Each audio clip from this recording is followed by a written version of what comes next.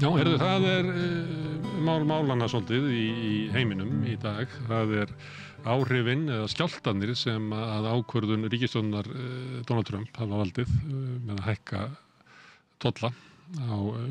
flestar þjóðir og mismikið. Þetta hefur valdið miklum lækkunum á hlutabréfamörkuðum og það eru víða krísufundir hvernig að bregðast við þessu. Sumar þjóðir stjórnvöld sumra þjóða hafa leitað eftir samningum við Bandaríkin í vonum að koma einhvern veginn aðeins betur út úr þessu. Það mikil óvissa og nokkuð gaman að tala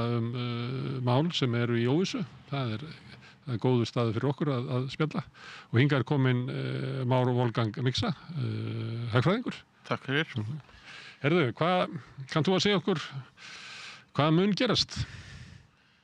Nei, ég kann ekki að segja það. En það eru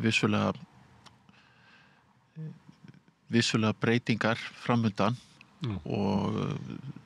ég geri ekki ráð fyrir að þetta breytist mikið úr þessu, þar að segja stefnan sjálf. Þetta gangi ekki tilbaka? Nei, ég efast það að þetta mun kannski að einhverju hluta ganga tilbaka, en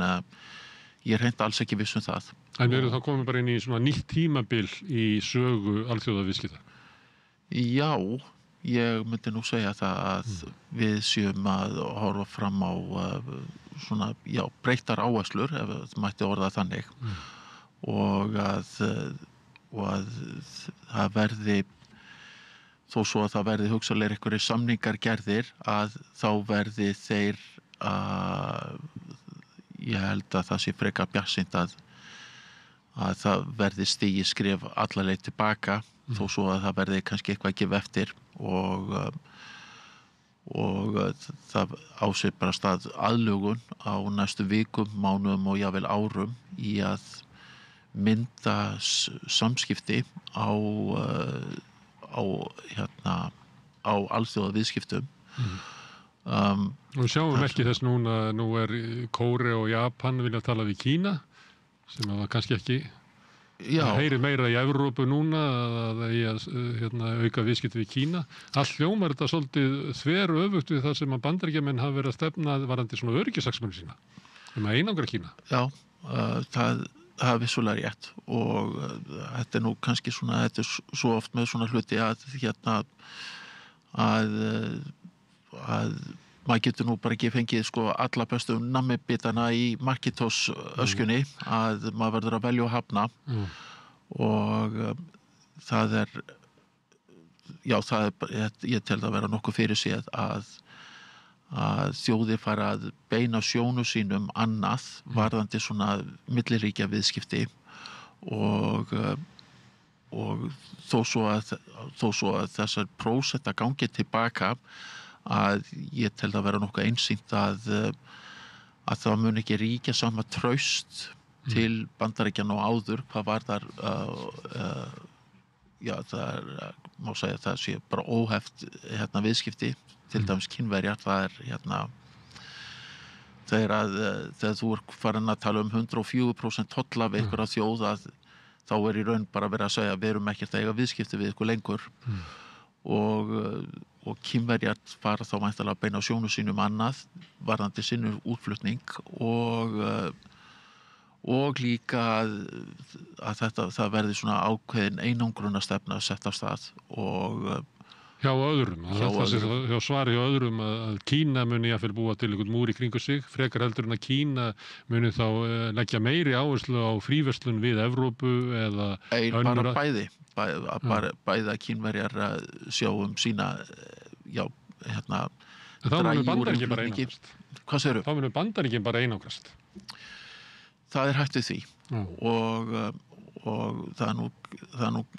það sem að svona helstu gagnrýnendur innan Bandaríkjanna hafa áhyggjur af og það er kannski nú hafa Bandaríkjamenn svo sem verið með viðvarandi viðskiptahalla í mjög mörg ár og það hefur kannski verið hægt að sumuleyti að því að dollarinn hefur dollarar hafa farið út úr Bandaríkin út fyrir landsteina Bandaríkjanna og í staðan fyrir að koma tilbaka og þá hafa í raun, þá hefur dollarinn verið svona nokkuð skonar mynt fyrir önnur ríki til að nota sín á milli og það getur verið að það sé nú bara breyting í því, þetta getur ekki gengið svona endalaust og þetta hugsanlega ein ástæðan fyrir því að rafmyntir eru hugsanlega að grafa undan þeirri þróun að dollarinn sé myntin sem að allir horfi til í svona einhvers konar öðrum samskiptum og því, sumir hafa telja að þetta sé svona ákveðin svona bara neyðarúrræði að Bandaríkjamenn hafi í raun og veru engra annarra kosta völ heldur en að grípa til svona tolla hvort að það sé rétt, ég veit ekki það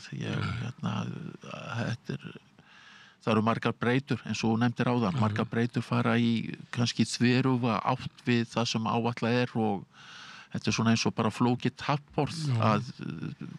einhver hreyfi sig og þá ásist að einhver keðjuverkun annars staðar á borðinu. Með rafmagnari spennu á milli allra leikmannanna og svo gerist það oft í svona fjármála óróa að það getur verið einhver atvik sem að hleypir einhver af stað sem að losar kannski gamla spennu sem að kannski tengist ekki beint atburðinu sjálfum. Þannig að það er líka möguleika við sem að sjá allt slíkt eins og það sem þú ert að tala sko langvarandi viðskiptahalla Bandaríkjanna og afleiðingar af því og við sjáum líka svona tilraunir suðurísins til þess að byggja upp einhvers konar mótvægi við það alheimskerfi sem að Bandaríkjamenn höfðu byggt upp á seinna stríði sem hefur verið með langan aðdraganda. Að það er möguleiki að þessi ákvörðun Trump seti í gang svona hvata til þess að leysa margt af gömlum vandamálum eða losa gamla spennu. Já, gamla spennu og eitt af því sem að Bandaríkjamenn hafa verið að saka Kínverjar og til dæmis töluvert mikið af viðskiptanjósnum og sú umræða hefur verið háværi núna síðustu ár og það er hugsanlegt að þessu miklu tollar sem að Bandaríkjamenn að leggja á Kínverja séu svona ákveðin tengist þessu að Kínverjar hafa verið að Kínverjar eru að breyta Kínverjar eru ekki bara núna ef ég tek 2 skref tilbaka sko áður fyrir þá var litið á sko made in China þá var það almennt bara einhverjar ódýrar vörur Svipað var með framleitt í Japan 1970. Árin 70 nákvæmlega. Nú er það merki um gæði. Og nú eru til dæmis Kínverjar eru núna þeir eru núna með framlega rafmagnsbíla sem að er ekki bara ódýrari heldur eru jafnvel með betri rafhleðslur heldur en Teslurnar sem hafa nú þótt bera af hingað til og þá er brugðist við með að setja tolla á þannig að þessi ódýru bílar komi ekki til okkar. Ekki til Bandaríkjanna í það minnsta og þannig að þetta er ekki þessi gamla hugsun að kínverska vörur, þetta sé bara einhvers konar svona hálfgert drasl en ódýrt að þetta er orðið miklu svona þetta er orðið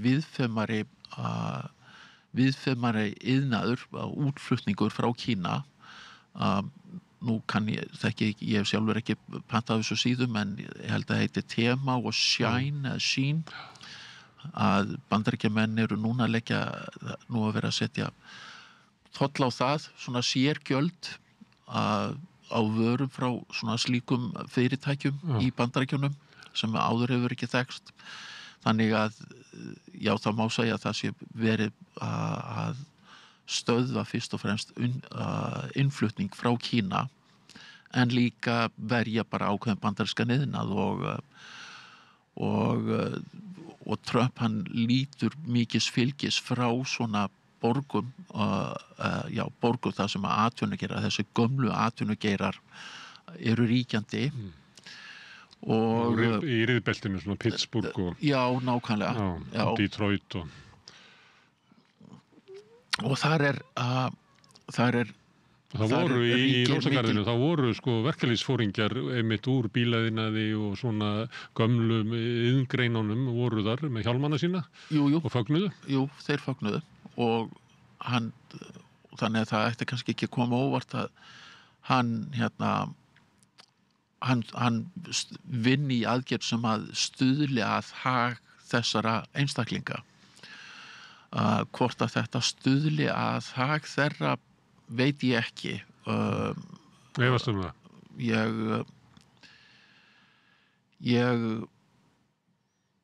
Ég get alveg séð að það geti gert að ákveðnu marki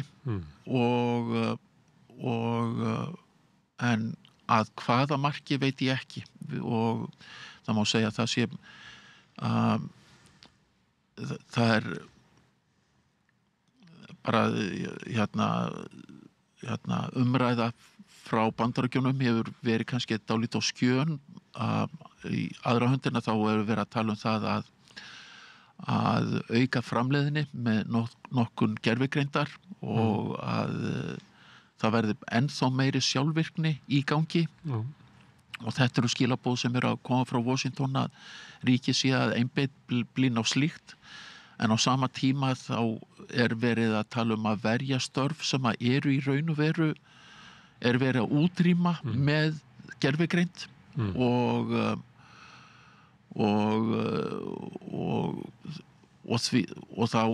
þá velti maður því fyrir sér bara hvar sko, talandi skákborð áðan, hvernig bara raðast menninir á borðinu. Og erfitt að átta sig á því því að maður hefur ekki, hann vísar í það hinn og þessi fyrirtæki sé að koma með verksmiður og reisa verksmiður í Bandaríkjunum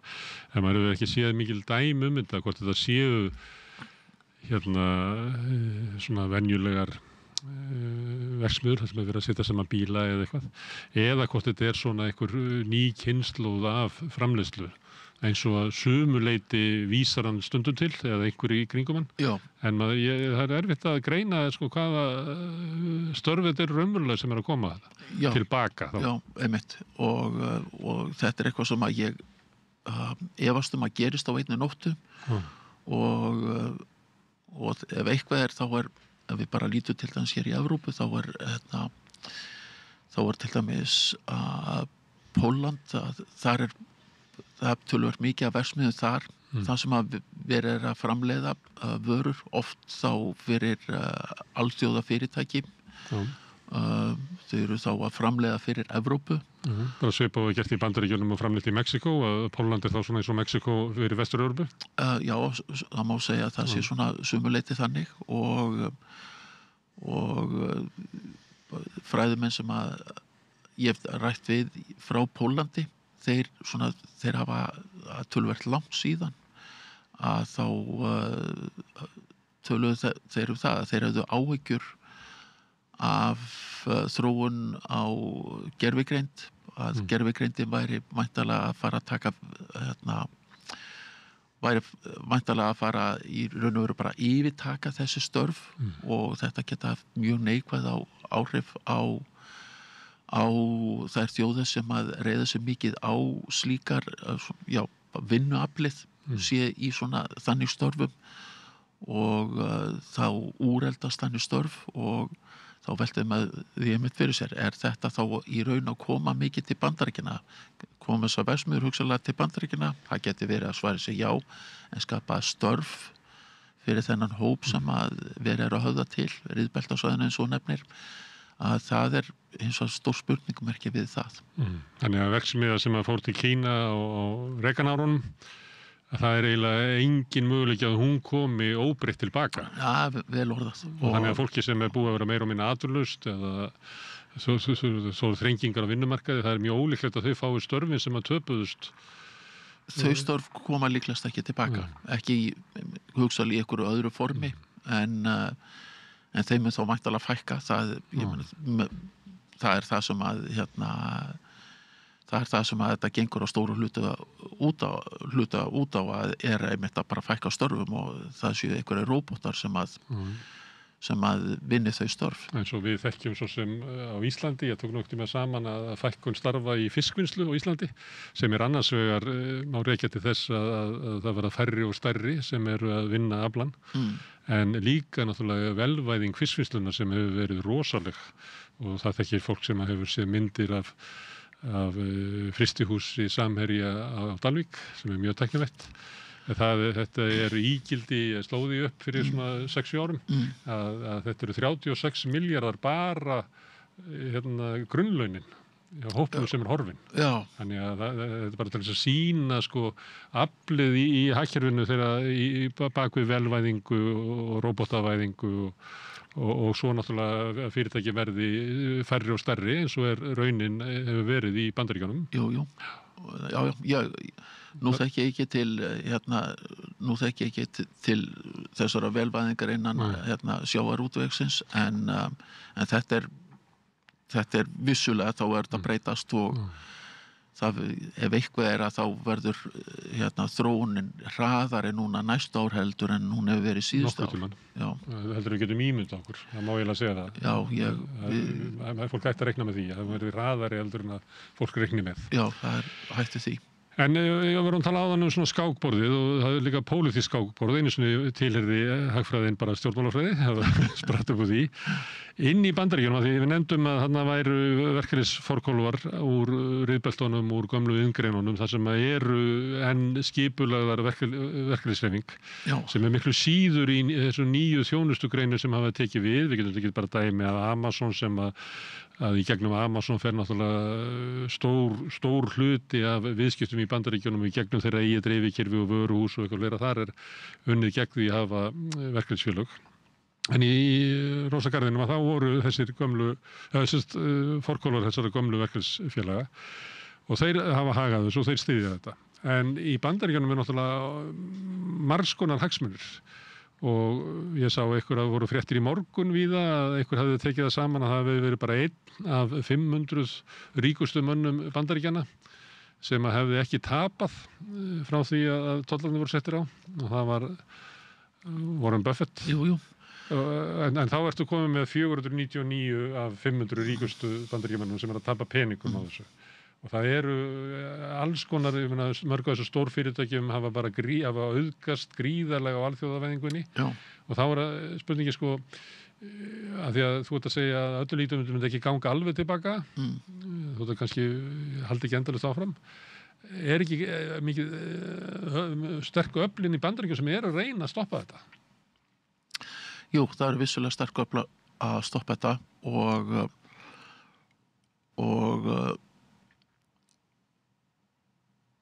og þetta já, ég veit ekki, sko, þú nefnir að 499 af 500 ríkustu mönnum Bandaríkjanna hefði tapað á þessu og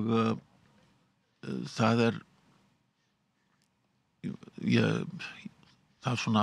já, með hans fréttin svona gefa það dálítið skinn, sú frétt sem ég las að Warren Buffett hefði nú átt að sjá þessu eitthvað því líkt, en Warren Buffett hefur nú sko verið í fjárfest í svona hefur ekki verið að fjárfesta mikið í svona hátækni fyrirtækjum og hann leitar tækifæra svona almennt annars staðar. Hefur verið metið á að þau séu ofátt metin. Já. Þessi bóla þarna eins og hann myndi ekki kaupa í Tesla. Ég held að hann hafi alveg örugglega skautað fram hjá Tesla, en hann átti mjög stóran hlut í Apple og minnkaði þá stöðutöku verulega síðustu vikurnar og almennt hefur Warren Buffett nú ekki verið að hans fjárfestingar hafa nú almennt bara litið á svona ákveðið sambland af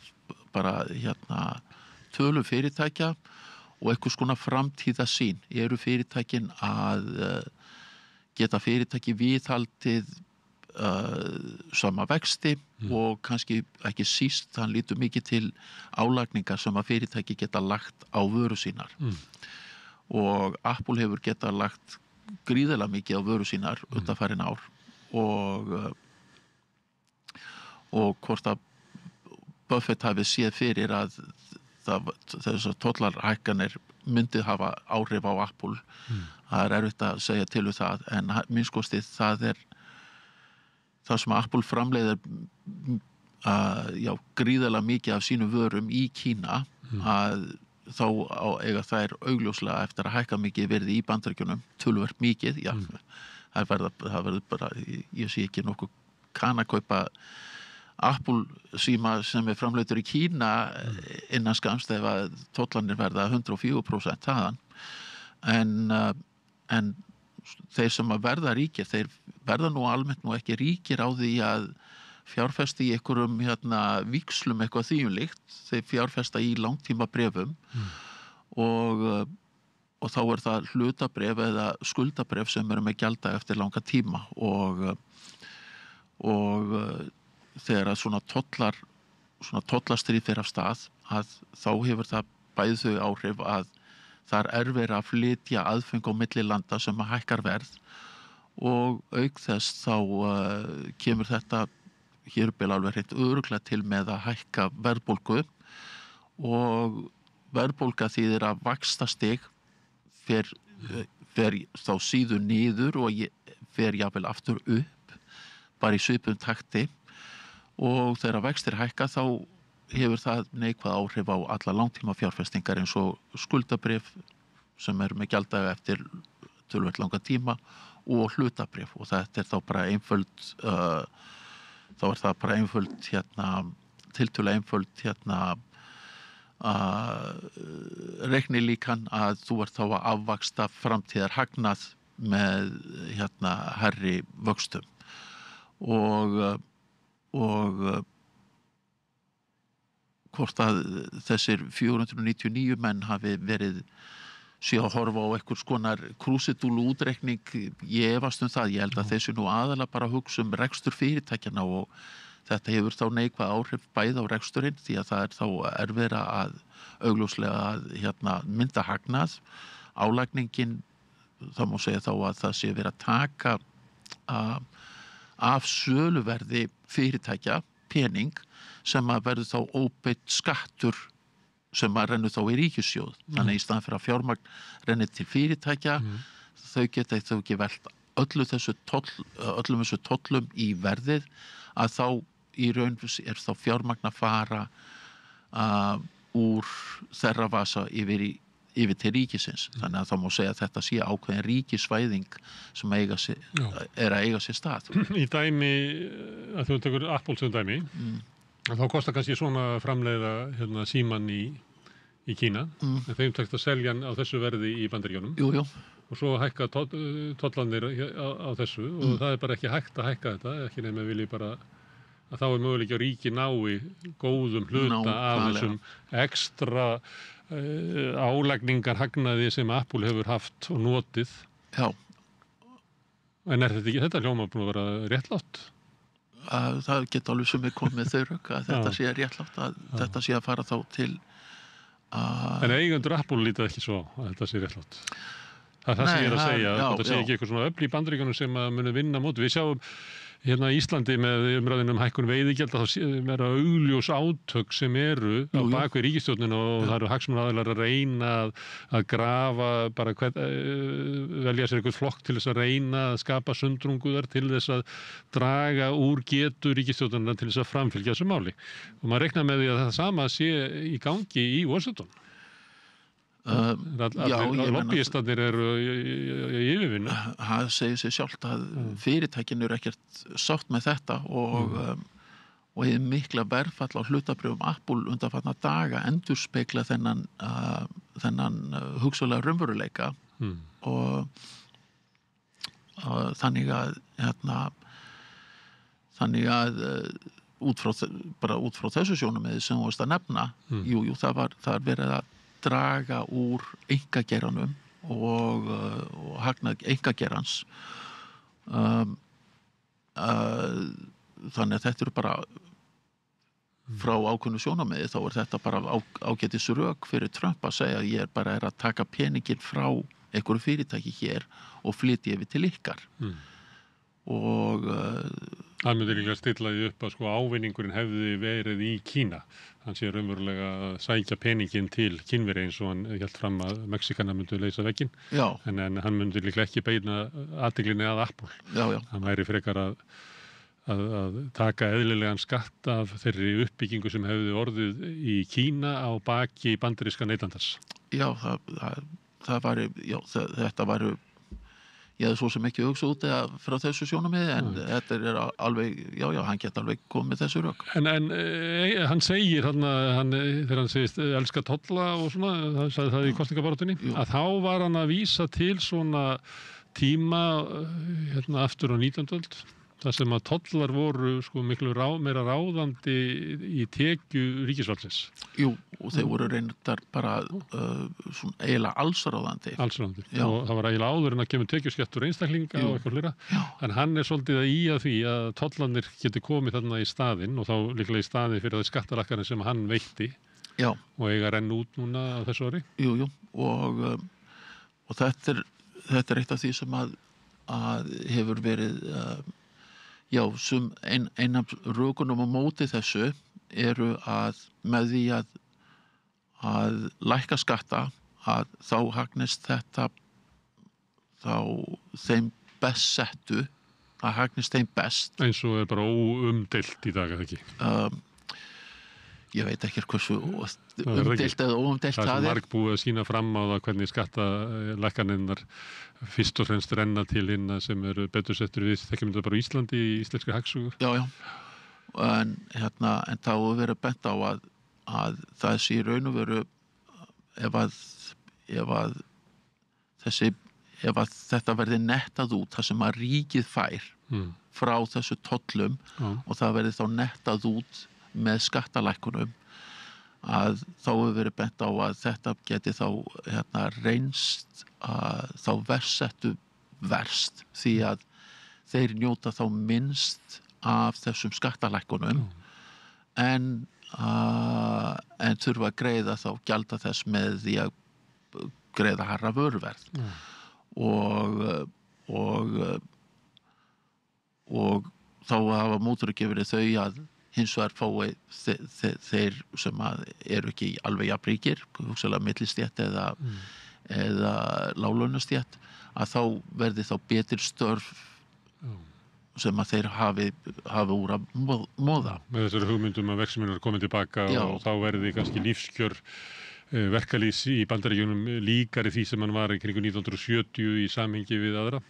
sem Bandaríkjamenn horfa svolítið á svona the good old times. Já, Make America Great Again. Já, það sem að ég gat kannski keypt mér hús með því að vera verkamaður. Já. Og þurfti bara eina fyrirvinnu og við gátum menntað börnin okkar og við þurftum ekki óttast veikindi eða efri árin. Það er svona einhver hugmynd, ég veit ekki hvort það var raunverulega þannig, en allavega hefur sko kjör verkafólks í Bandaríkjunum staði í stað þrátt fyrir sko framleiðinu aukningu og hagvöxt í Bandaríkjunum. Já, hún hefur bara, kjör hins almenna svona flestra í Bandaríkjunum hafa breyst sára lítið, síðustu ef ég maður rétt 4 áratugi. Og þannig að því leytinu til þá var þetta hugsanlega tilraun til þess að rétta slíkt af og hvort þetta gangi upp það bara eftir að koma í ljós, en þetta er engu síður það er alveg ljóst, það þykir vera svona freka ljóst að vöruverð mun hækka á einstakum vörutegundum og það kemur sér verst fyrir þá verst settu að þurfa að greiða slíkt margir sem að greiðu kannski sára litla ef eitthvað að skatta áður. Þeir fá ágallan að þessu en ávinningurinn fer til þeirra sem eru svona betur settir. Já. Og langmestir þeirra allra best settu. Sem kannski á móti tapa miklu af hlutabréfaeign sinni. Það hefur ekki lækkað 20% frá því svona miðjan febrúar, af því að það hefur lækkað svona 10% víðast svona markaðir, en það hafði verið lækkun í aðdragandana vegna þess að markaðurinn var að búast við einhverju, en það bjóst við einhverju aðeins skárra. Já, það hafði verið, það var kannski það sem að já, talandi það að nefnilega var svo litið merkilegt að strax í kjölfar þessara tilkynningar að þá lækkuðu markaðir ekki það mikið. Þeir hlutabréfavísitölur lækkuðu kringu 2% sem vissulega stór, frekar há prósenta en þetta var kannski ekki, ég meina það gerist alveg öðru hvoru að hlutabréfavísitölur lækki eða hækki þá prósentu án þess að það verði einhverjar þykir verið einhver stór frétt. En það frekar kannski það sem hefur kannski gerst að á þessu dögum síðan að þá hafa viðbrögðin verið þau að fjárfestar svona margir hverjir töldu að þetta yrði að það yrði leita leiða við að draga úr þessu og maður hefur svo sem oft séð það að einhverjar útskýringar, Trump ekki að meina þetta alveg svona og það eitthvað annað í gangi og því líkt en markaðir hafa síðan smásama verið að hallast meira á þá skoðun að þetta sé meira varanlegt og það sé full alvar í þessu og auk þess þegar Kínverjar bregða svona hart við að það í raun og veru bara verið að setja hér minnskosti svona í flestum tilfellum þá bara bara verið að loka á milli vöruflutninga á milli þessara þjóða og það kannski það sem að svona markaðir eru núna að bregðast við og einhvers konar keðjuverkun. Hér á Íslandi ég átta mig alveg á lækkun sumra fyrirtækja en ég átta mig ekki alveg á lækkun hjá öllu fyrirtækjum því að mörg fyrirtæki hér, ég sé ekki að þetta hafi einhver gríðaleg áhrif hér á Íslandi. Markaðurinn hegðar sér stundum eins og Hauslu Sæna sagt? Já, hann hegðar sér nú kannski ekki skynsamur. Já, hann hegðar sér nú kannski meira stundum eins og einhver hluti af einhverju hjörð því að hann ýkir gleðina og ýkir líka niðursveifluna en það líka þetta svona bara stigmagnast ef Asía lækkar þá tilhneiging fyrir Evrópu að lækka líka og þar með tali Ísland og það hefur nú oft gerst að markaðir hafi lækkað í Asíu og Evrópu og framvirkir samningar bent til þess að hlutabréf í Bandaríkjunum öllu kollsteypast en það ekkert óalgengt að slíkt raungerist ekki og það var nú bara ef ég man rétt síðasta föstudag að þá bentu framvirkir samninga til þess að hlutabréfavísitölur í Bandaríkjunum myndu lækka eitthvað 3-4% sem þau gerðu hérubil við upp að markaða en nokkrum mínútur síðar þá voru markaðir komnir það var einmitt út af því sem þú ætti að segja áðan svona einhverjum sögusögnum að þessu er frestað Já, það eru sögusagnir já, einmitt að þessu verið frestað og því líkt en ég held að svona sögusagnir ég gerir með svona frekar líklegt að þær verði þeim eigi eftir að fækka núna og að ef að það náist einhverjir samningar og að verði dregið úr þessu að þá er það nú bara gert smá saman en ég bara hreint alls ekki eftir þessu það. Og tekið langa tíma kannski. Já. En varðandi svo hagsmuninn í Bandaríkjunum að þá eru margir sem að svo kannski hinn betur setta millistétt og þeir sem hafa efni á að spara, þeir eru oft með sparnað sinn einhver leyti í hlutabréfum. Já. Og þar er það svona svolítið rókjarnar heldur hér. Það ávegilega sama við okkur að við erum eigum í lífeyrissjóðum, svona með óbeint þar leiðandi í fyrirtækjum og ef að kaupöldin hér hefur fallið 20% á þessu ári, að ef það jafnar sig ekki þá mun það leiða til skerðingar á lífeyrisréttindum. En það er ekki beint svona inn í daglegu umfjöllun á Íslandi, þar sem að fólk er að horfa á það bara að byrja, já, ég er að tapa þarna 37.000 krónum í eftirlaunum. En þannig er það raunverulega í Bandaríkjunum, þar sem að margir Bandaríkjamenn eru eiginlega með eiginlega svona bara tikkar á tölvunni sinni sem að segir sko hver staðan á eftirlaunasjóðnum Já. og þar líka einhver leiti það kannski fölsk hugmynd hér að við svona trú á því að samfélagi bjarga okkur einhver leiti. Það margir sem að lenda síðan í vandamálum og lenda kannski í slysum og eitthvað fleira og átt að segja á því öryggisnetið á Íslandi ekki eins og við höldum. Í Bandaríkjunum eru mjög meðvitaður að öryggisnetið ekki þarna. Já. Þannig að þeir eru mjög háð svona persónulegum fjárhag og hvernig þeir eru byggt upp það. Þannig að þegar það verður svona fall í Bandaríkjunum þá getur maður alveg séð fyrir sér sko svona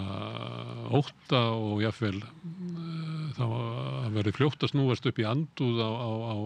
ákvörðunum Trump. Já, þrátt fyrir þetta mikla fall núna síðustu vikna þá eru nú hlutabréfavísitölu bara á reyndar sko svona freka svipum slóðum voru fyrir 12 mánuðum síðan. Og þegar svona tal afskriftir og niðurfærslu á lífeyri sú umræða á sér stað nánast alltaf þegar illa gengur. Þegar vel gengur þá fara bara að hugsa önnur mál og það þykir nú bara vera sjálfsagt. Langbesta lífeyrissjóðir, þeir eru í eðli sínu, þá eru þeir langtíma fjárfestar og sveiflur þeir veita þá betri ávöxtun til lengri tíma litið en það eru vissulega meiri sveiflur svona inn á milli og til að ná viðunandi ávöxtun það er bara mjög erfitt án þess að bara fjárfesta annaðhvort í hlutabréfum eða eins og ég nefndi áðan skuldabréfum sem eru með gjalddaga eftir mörg ár en þau sveiflast meiri verði heldur en eins og víxlar eða skammtíma skuldabréf en þau eru með hærri ávöxtum og en hér á Íslandi við erum bæði með innlend bréf og erlend bréf og við erum líka hér, við erum með almenna tryggingakerfi og síðan það sem þú varst að nefna að Bandaríkjamenn eru að fylgjast með dagstaglega við erum líka með séreignarsparnað hérna en Bandaríkjamenn, þeirra lífeyri, hann byggir hann er svona bara nánast eins og séreignarsparnaður hjá okkur og þá sérðu bara eign þína og áttar kannski ekki á því að sú eign, hún dreifis greiðslunar úr frá þeirri eign greiðast yfir langt tímabil, já, vonandi langt þannig að maður lifir lengi en hér á Íslandi þá er tryggingafræðileg úttekt gerð á bara hvað gert ráð hvenær fólk fara á eftirlaun hvenær bara meðal lífslíkur og annað slíkt þannig að við erum með það við erum með séreignarsparnað og við erum með þetta almannatryggingakerfi og það ég held að það sé nú allir sammála það að við viljum að það séu að fólk sé jafnvel þeir sem hafa ekki lagt í lífeyri að við séum ekki með fólk á götunni þannig að til þess þetta almannatryggingakerfi þannig að við erum að tala miklu meira óöryggi í Bandaríkjunum heldur en á Íslandi sem gæti haft áhrif í pólitíkinni eða kannski ekki tímabært að vera að velta því fyrir sér ég sé það nú ekki að gera sko og fjárfesting í hlutabréfum eins og ég segi það er alltaf þetta er ekki eins og svona bjöllukúrfa ávöxtunin að þó svo að það er kannski tala að hlutabréf veiti meðaltali 10% að þá er nú bara oft þannig að ávöxtun hlutabréfa er samt ekkert nálægt þessari meðal ávöxtun hún sveiflast töluvert mikið á milli ára og síðustu 2 ár fram að þessu þá hafði ávöxtunum verið fjarska góð og það ekki það að það hafi verið einhver tilefni til þess að fara ákveða að selja það er almennt ekki bara eins og lífeyrissjóði það er bara ekki þeirra hlutverk að vera að tímasetja markaðinn sí og æ en það það eru sveiflur í ávöxtuninni og það hafa orðið miklu meiri sveiflur í ávöxtuninni heldur en núna þó svo að kannski hafa verið þá ekki bara ákvörðun eins eða örfára einstaklinga það er kannski það sem er ómögulegt við þetta en það þarf nú ekki að leita bara á þessar öll sko þá lækkaði S&P hlutabréfavísitalan hún lækkaði eitthvað það bil 50% frá 2001 til 2003 kjölfar netbólunar hún lækkaði svipaða prósentu árið 2008-2009 og það er nú kannski flestir búin að gleyma því að lækkunin var bæði skörp niður á við en hækkunin skörp aftur upp á við þegar COVID skall á og þá var kannski fólk ekki að spá ekki lífeyrislækkunu þá var nú bara flestir að spá í bara ég vil ekki sýkjast og en svona til lengri tíma þá er þetta að veita bestu ávöxtunina og þess vegna eru þá lífeyrissjóðir almennt að þá líta kannski meira á kostnað við ávöxtun í staðan fyrir að vera eitthvað tímasetja markaðinn og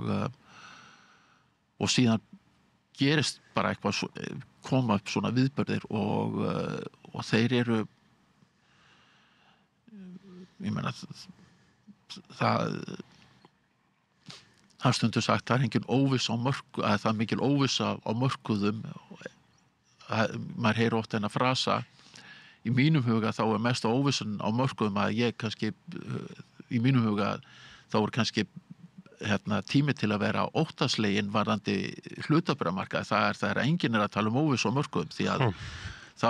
það er oftast lognið á undan storminum. Þannig að það er kannski ekki ráðlegt að lesa svo mikið í sveiflur á mörkuðum frekar eins og þú varst að segja áðan hvaða áhrif þetta kann að hafa á svona framtíðar atvinnuuppbyggingu í Bandaríkjunum hvort að þessi svona hugmynd Trump að þarna muni færast inn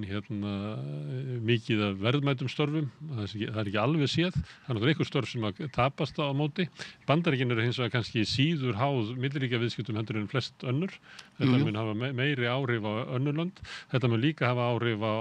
vexti og verðbólgu og mörg lönd eru mjög skuldsett núna og þú nefndir COVID og það er bara mikið eftir COVID þannig að þetta getur líka haft áhrif á lönd út allan heim sem að sko svona ríkisfjármálin verða í einhverjum vanda alltaf þegar kemur eitthvað svona kreppa þá fyrir Argentínu á hausinn, alveg sama hvað er krepp í heiminum, þannig við veitum kannski að fylgjast með Argentínu, hvað verður að gerast þar, það er nú skrautlegur fosti. Og síðan er það að þetta opnar fyrir annars konar milliríkjaviðskipti. Jú. Sömuleyti mætti líta á þetta sem svolítið stórt tækifæri fyrir Kína ef Kína hefur metnað að vera svona player í heiminum. Þetta geti breytt heimsmyndinni og það nú líka verið að tala að Indland að þar hefur verið mikill vöxtur og hagvöxtur undanfarin ár og að þeir verði kannski þá svona meira meiri virkari í svona einhverskonar milliríkja samskiptum hvað vöruskipti varðar og þessi stóra heimsmynd hún geti riðlast mjög ég sagði áðan að ég telja að þetta verði svona frekar varalegt ástand en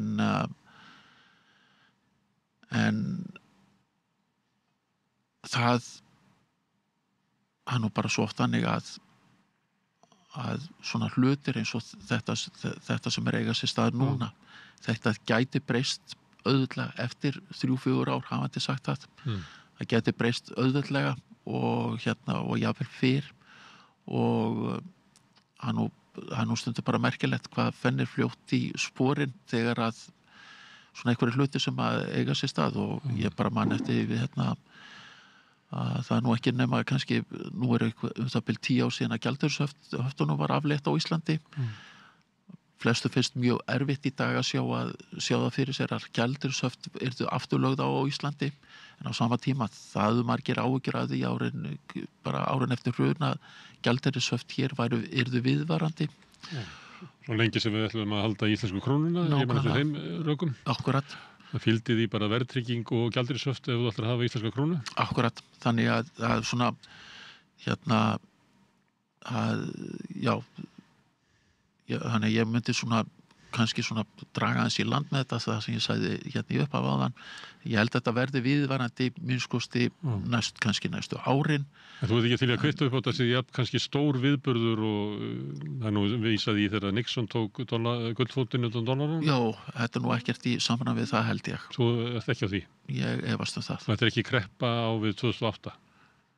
Nei, þetta er ekki kreppa á við 2008. Það verður einhver samdráttur, vissulega. En Íslendingar, nú er